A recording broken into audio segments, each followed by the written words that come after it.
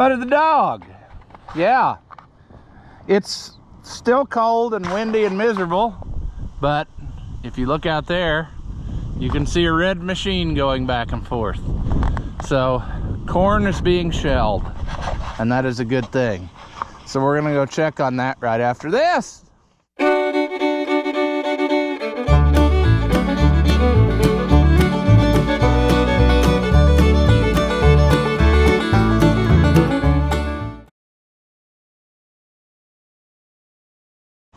Welcome back. If you haven't seen my videos before, I'm Rouse the Oliver Man.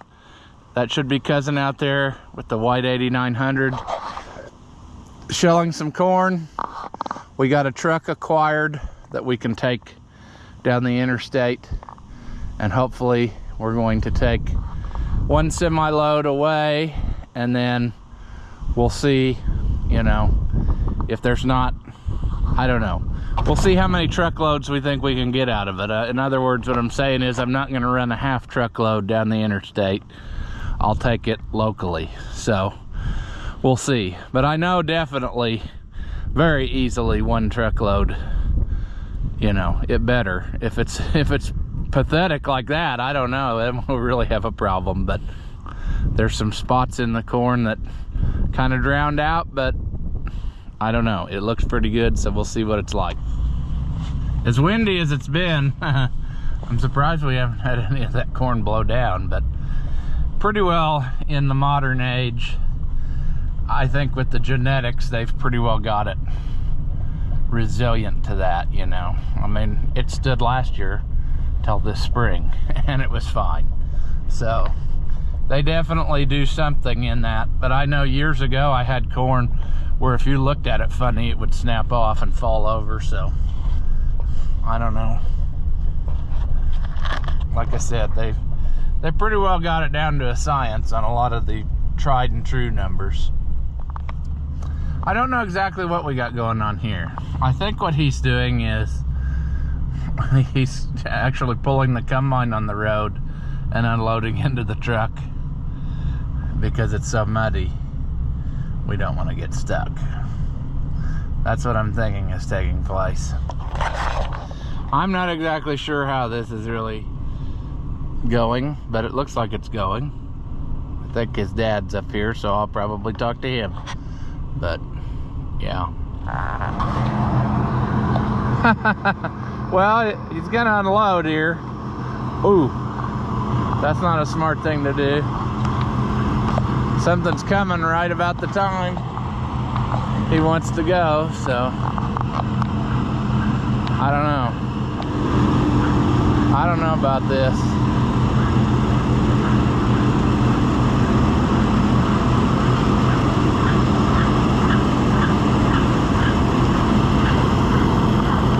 I think we're gonna have to back the truck in either way.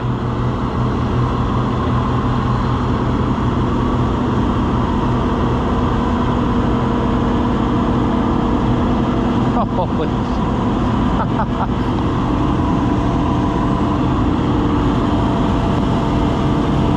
This is a cluster of sadness. This is quite the rig. I don't know, but there's not a lot of room for error in this setup. There's not a lot of room for error in this setup. So,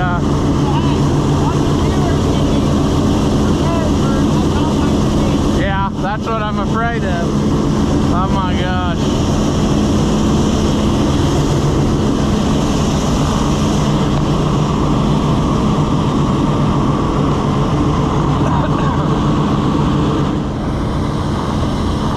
Sure.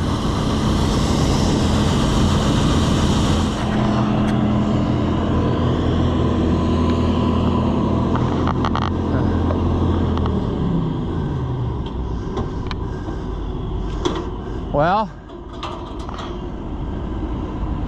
that's, I don't know. Is that ladder supposed to go crazy like that? Well, it was a bit like hell right there. When it got delivered, no one knew how to take it off. Well, this gonna work? That's the second hopper I've done. That's what I figured. But you haven't been doing them flat full, no. Yeah.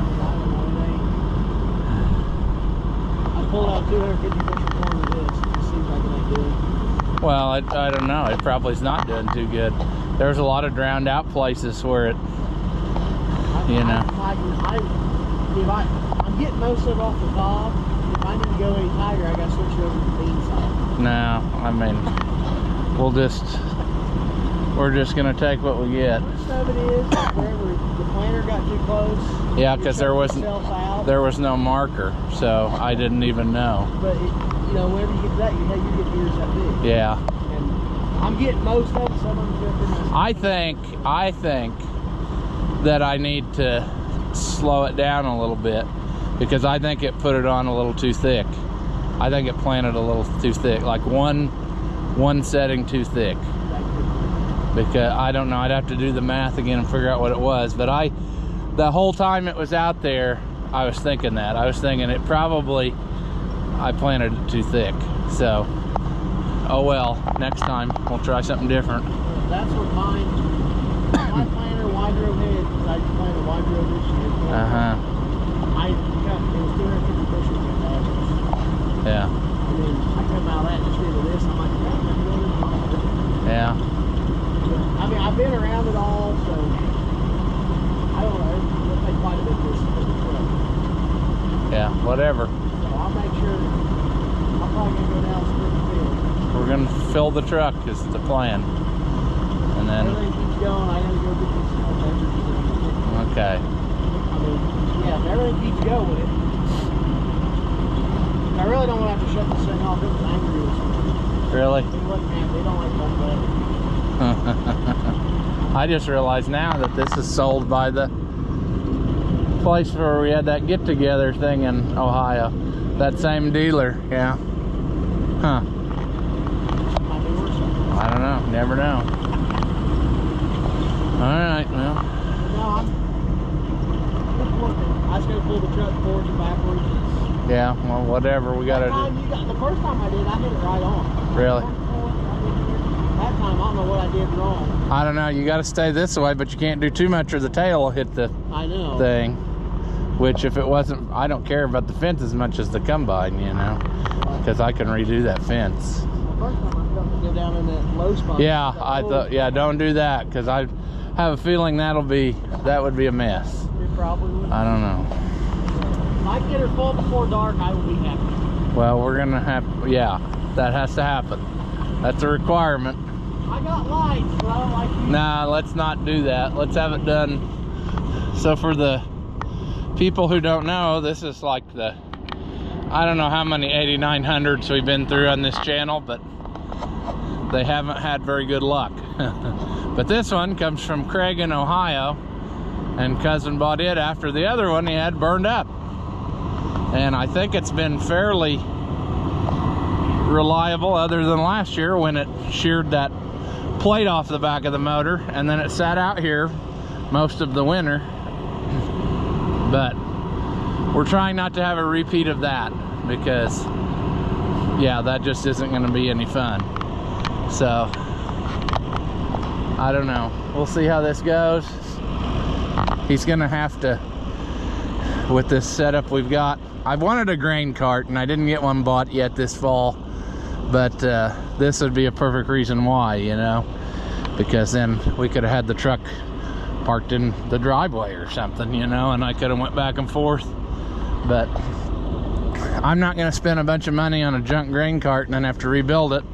I'm either going to spend almost no money on a junk grain cart and fix it, or buy one that's halfway decent and go with it. So I don't know, we're just going to make do the best we can here with what we got going.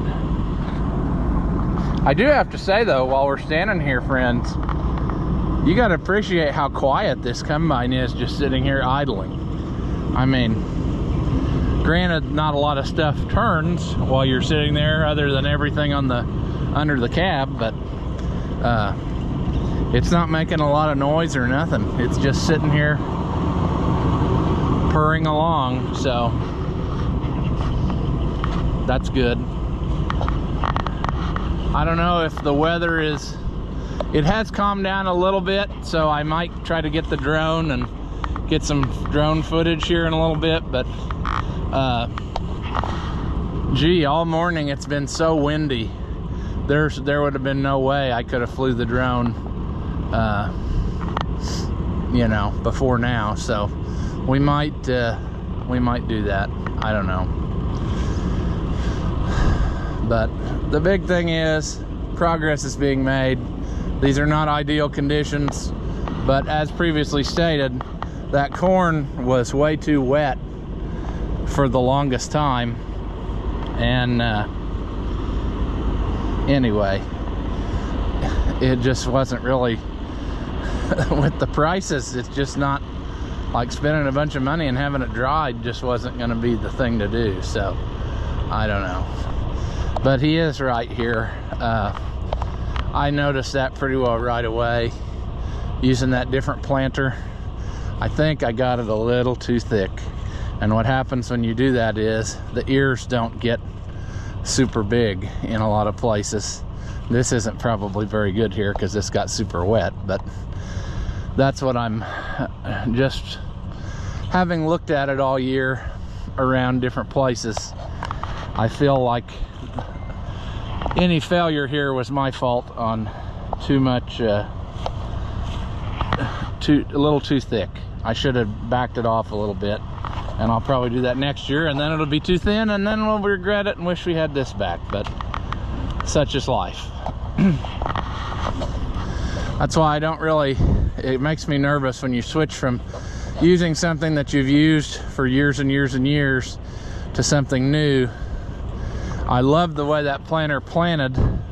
I mean, it did an excellent job as far as putting it in the ground and stuff coming up, but like I said, I just put too much in. I think is the big error here, is you sow it too thick, then all the plants are competing for each other. They don't have enough room to do what they need to do. So I don't know.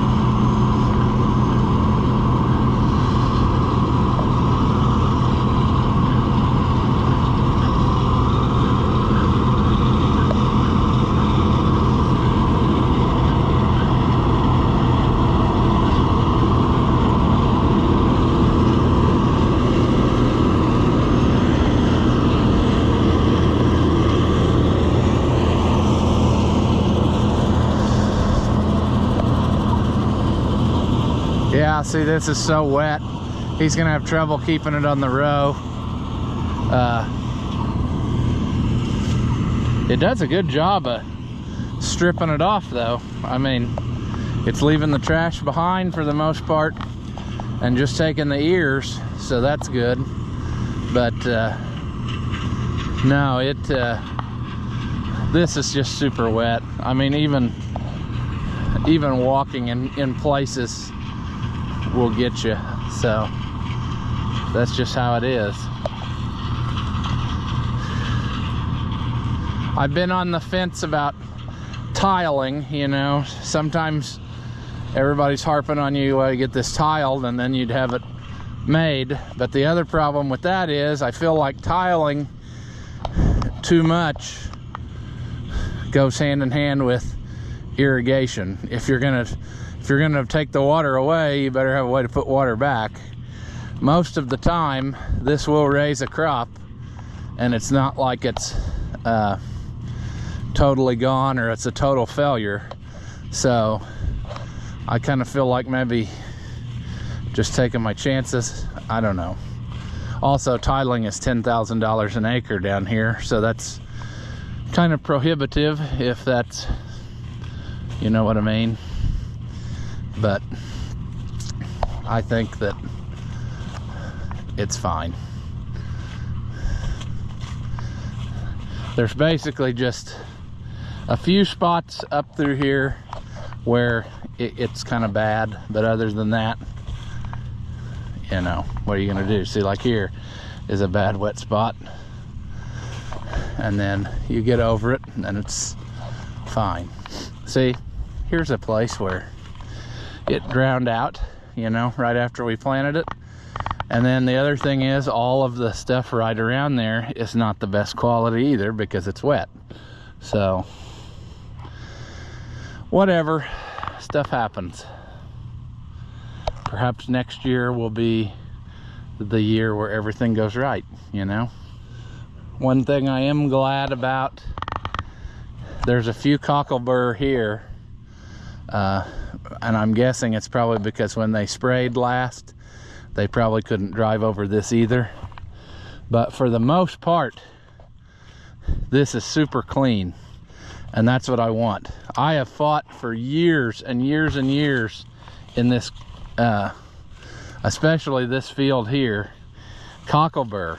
It got out of hand, and they always say, or what I always heard was, that cocklebur takes like 7 years to get out of the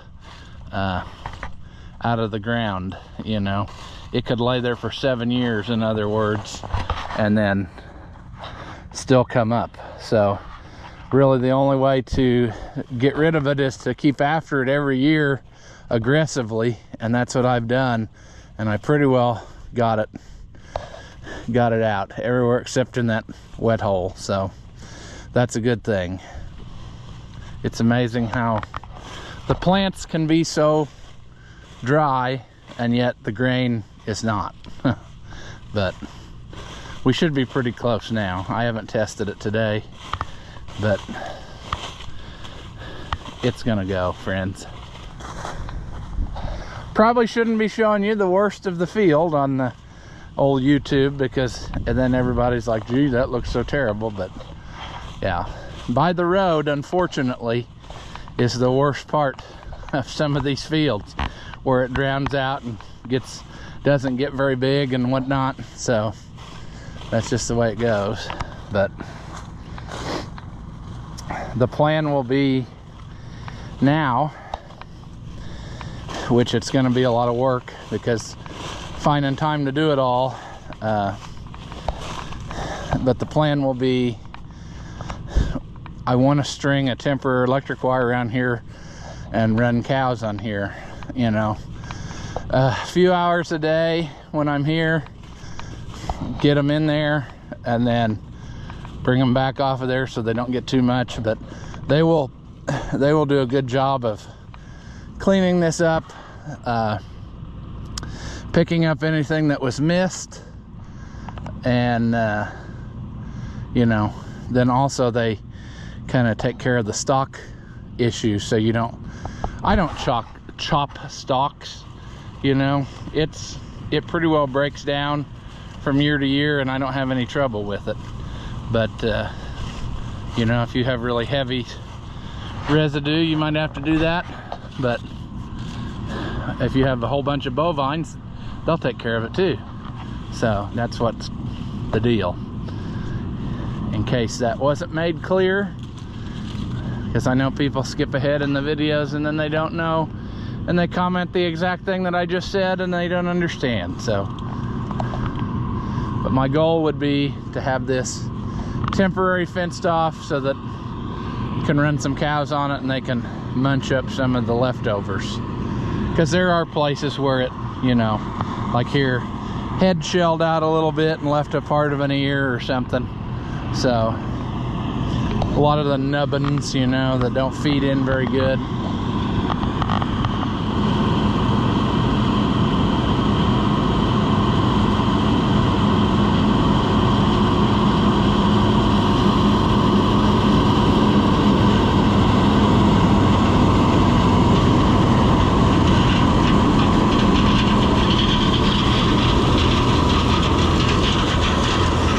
Clobbered by cob pieces.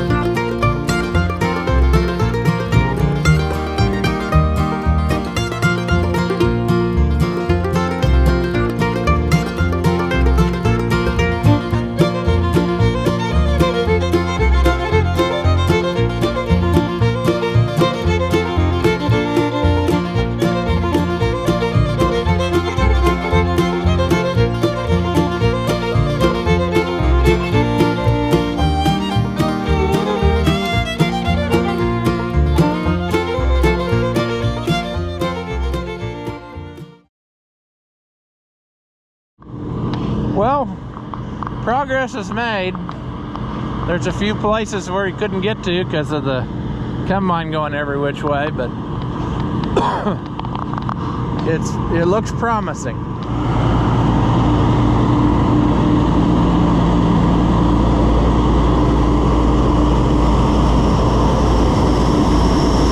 Well, is it working? All right, well, gonna try to finish this up here. I didn't get a lot of footage of in-between stuff. I was talking to his dad, who's been sitting here in the pickup. So, but anyway, we're down to the last little bit. And he said, do you want to leave that to play with? And I would love to play with it, but no, I'm sorry. We're not gonna repeat last year. The weather is getting bad. We're gonna be done with this, and that's the way it's gonna be. So maybe by next year we'll have all of our combines tuned up and ready to roll, but this wasn't the year either. We combined in March or whatever it was, and now we're combining again, so I don't know. We're gonna just finish it up, and that's what it's gonna be. Sorry if that hurts your feelings, but no. He did say, though, when I told him, I said, just go ahead and do it. He said, look at the bright side. We're 3 months ahead of schedule, you know, compared to, to last year's corn. But no, this didn't do the greatest. I'm disappointed this year with all the crops. Not that they were terrible, I mean, but I really thought in the summertime when we were going into this that this was going to be an excellent year of yielding, and it really was not. It was basically average on a lot of the stuff, and this corn is probably a little worse than I would like, but there was a lot of places that were drowned out.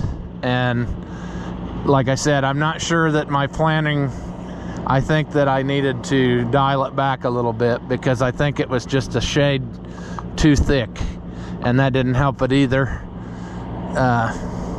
But yeah, whatever. There's always next year, you know. Corn I'm not as particular on, I guess you'd say, because I raise it more just for something to feed. But at any rate, this year it's going to go away because I still have some corn left over to feed from the last one. So whatever. It's just not, I don't know. This isn't necessarily the way I would normally like to do things, but that's just the way it has to be. It's been, 2025 was not a great year, I guess, leading from 2024. Grandpa dying was, not that that wasn't, I knew that was coming, but it just made things not the best from last fall, and then even this year, getting everything lined out that comes with that when somebody dies, making sure that that's all taken care of.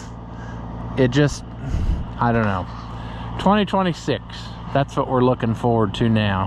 Hopefully we can, you know what I'm saying. Hopefully that's our year, because 2025 just was not great. There was a lot of breakdowns on different stuff, especially with Dad's stuff. There was a lot to deal with there.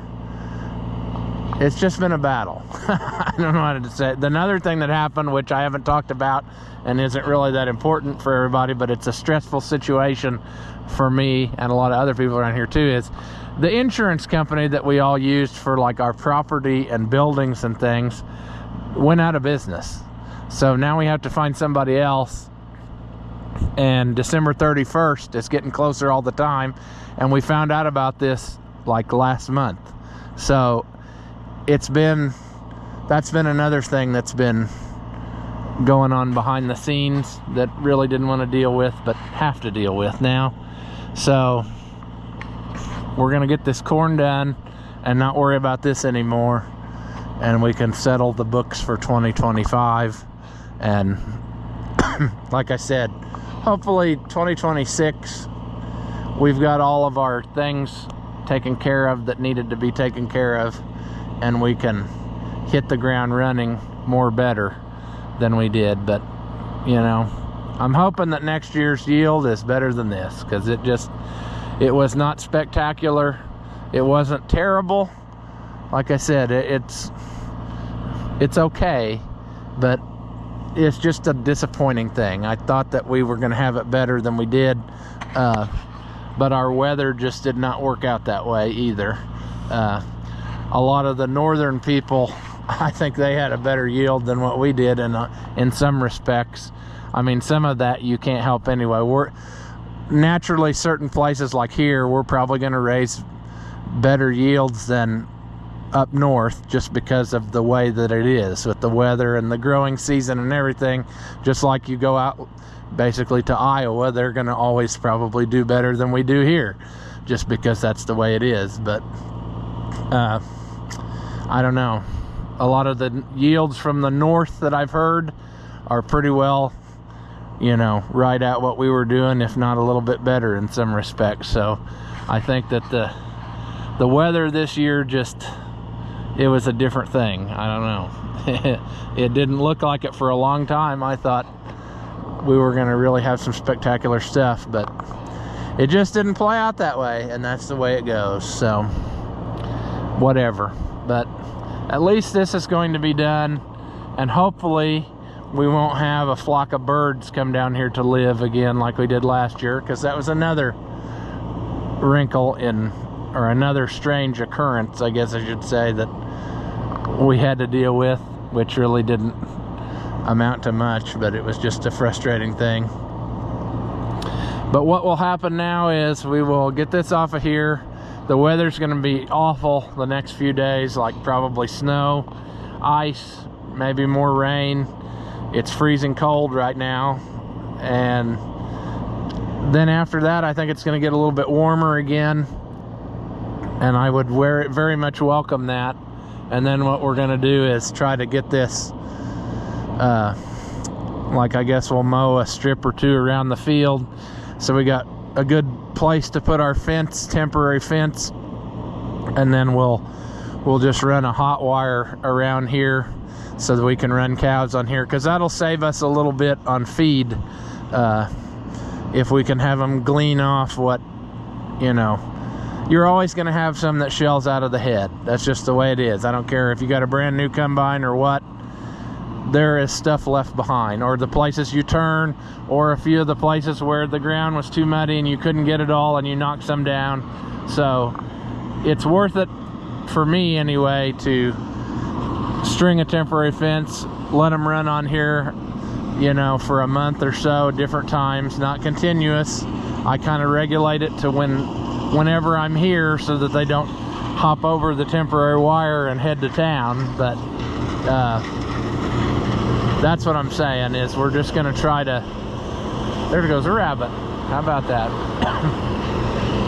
But if I can quite possibly get it done, stringing the temporary wire, then we will make that happen.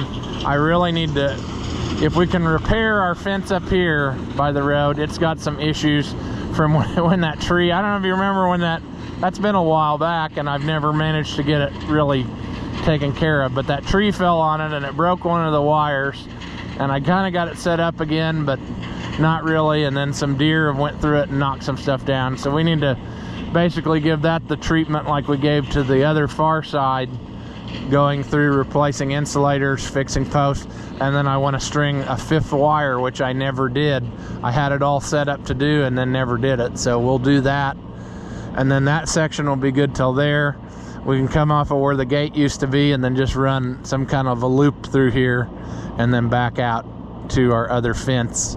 It's kind of a lot of hassle, but like I said, if we can make that happen, it will save us a little bit of feed. You know what I'm saying. They'll eat what's here on the ground. But I've learned some things over the years about doing that, about how to go about it. Let them out there. Basically, a Saturday is a great day to do that, because you can monitor them and let them do stuff, but then you're stuck here at home whenever they're out there, you know. I can't really do that between bus routes because they may not want to come back. It's kind of a headache to get them to come off of here to come back in for the night. I would never just leave them out here because that just bothers me. I'm afraid deer come through here and they'll tear down the wire, and then the cows can go wherever they want, and that doesn't work. So you got to kind of, I don't know, you got to get them into a routine, but it's one of those things. But it looks like we are on the last pass here of 2025, and not a moment too soon, because it has just been one of those times, you know. But if we get this done, we're a lot farther than we were with last year's crop, because we harvested it this spring. And so yeah, once again, it would have been nice to play with some old combines, but I'm not in it right now. By next year, we're going to be ready to go and have some stuff ready, so we can, at least if it's too wet to run a whole bunch, we're going to have it where we can take out a combine and run some in-rows or something, or make a lap. And then what we'll do is we'll just feed that corn or whatever. I'll have the bin ready where I can put it in there and even dry it in there, you know. That was another big issue. There's a problem with my bin, which I don't think I talked about on camera either. It's not really important, but it's going to take some doing to get it fixed. And so that's what I've been working on. And the easiest way to do is to just feed out what's in there by hand, and then get it fixed and make it happen. In other words, what's happened is the auger underneath the floor has messed up and I can't get stuff out, and that kind of held me up, and everything we did to try to fix it made it worse. So now I'm going to hand shovel what's in there out, and then we'll get that fixed, and then we'll be ready for next year. But there we have it. It's a sloppy, muddy mess, but the combine is headed back, hopefully for its final dump, and then we can get this over with and not worry about it and live our happy life. Also, I don't know if it's, well, it doesn't really matter, but on camera, but technically that piece, like we were in last year, is bigger than this field was here. So yeah, I don't know why it got into that habit. Used to, the old timers would always divide fields into 10 acres. This is more than that, but I don't know, there's still some carryover. Like that back corner back in there is 11 something on the other side of the trees.